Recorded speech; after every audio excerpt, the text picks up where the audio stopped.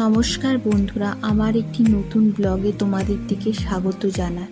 ওই যে দূরে মন্দিরটা দেখছো, ওটা আমাদের ফ্ল্যাটের মন্দির।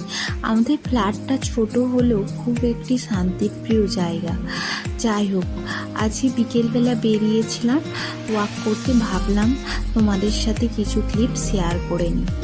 ওয়াকটা বাগানেই করব, তার জন্য বাগানের ভেতরে কি গাছ লাগানো আছে এবং আমাদের বাগানটা কেমন তোমাদের দিকে দেখাবো।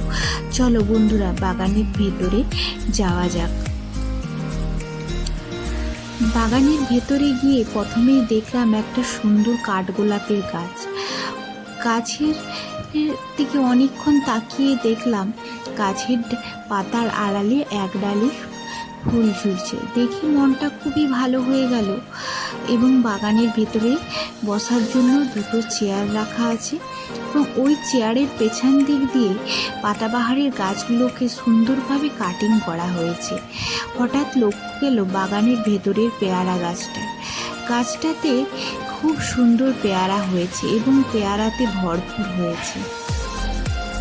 ওই পেয়ারা গাছের পেছনে রয়েছে কাঠগোলাপের গাছ। লক্ষ্য করে দেখলাম বাগানের মধ্যে দুটো কাঠগোলাপের গাছ হয়েছে। এই গাছটা তো ফুল হয়েছে, দেখতেও সুন্দর লাগছে। এই কাঠগোলাপের পেছনে একটা সাদা ফুলে ভরা টগর গাছ রয়েছে। যে টগর গাছটা দেখতে খুবই সুন্দর এবং আমি দেখি খুব আশ্চর্য, শিলিগুড়িতে হঠাৎ টগর গাছ দেখা যায় না। সম্পূর্ণই আলাদা হয়। রাতে প্রচুর পরিমাণে বৃষ্টি হয় এবং সকালে রোদ ওঠে, ওই জন্য গাছ বাঁচানো খুব অসম্ভব হয়ে ওঠে। এই টগর গাছটির পাশে ছোট খুব একটা সুন্দর কল আছে। এই কলটি দিয়ে সারা বাগানে জল দেওয়া হয়। তো টগর ফুলের ইংলিশ নেম হলো গ্রেপ জাসমিন। তোমাদের বোধহয় অনেকেরই জানা আছে। এই টগর গাছের ধারে সারিবদ্ধভাবে প্লাম গাছগুলো লাগানো আছে এবং প্লাম গাছের ডালগুলো এমনভাবে বিস্তার করেছে, একটা ছোট্ট ঝোপের সৃষ্টি করেছে, যেটা দেখে খুবই সুন্দর লাগছে। এই প্লাম গাছের কোণে একটা সুন্দর কাগজ ফুলের গাছ আছে। এটাকে আমরা সাধারণত গ্রামে কাগজ ফুলেরই গাছ বলে থাকি। তোমরা কি বলো এটা আমাকে কমেন্টে জানিয়ে এর একটা বিশেষ নাম আছে, যেটা কিন্তু আমার জানা নেই।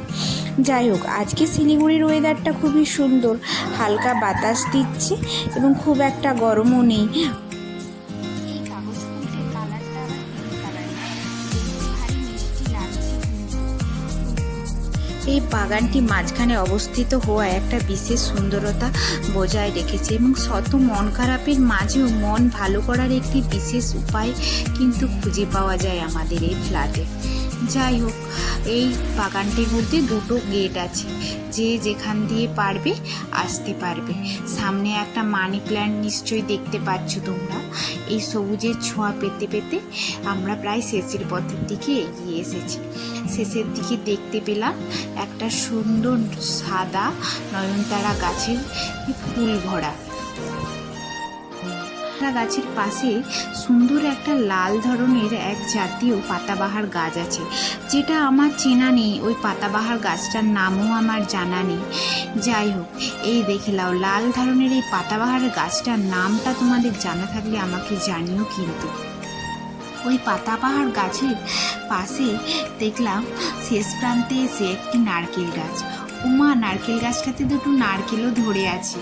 যাই হোক বন্ধুরা, সবুজের গল্প করতে করতে আজকের ব্লগটা এখানেই শেষ করলাম। দেখা হবে কোনো একদিন আর একটা ব্লগে। তোমরা সবাই ভালো থাকো এবং সুস্থ থাকো, আর আমার ব্লগ দেখতে থাকো এবং ভুল ত্রুটি হলে কমেন্টে জানিও, কেমন?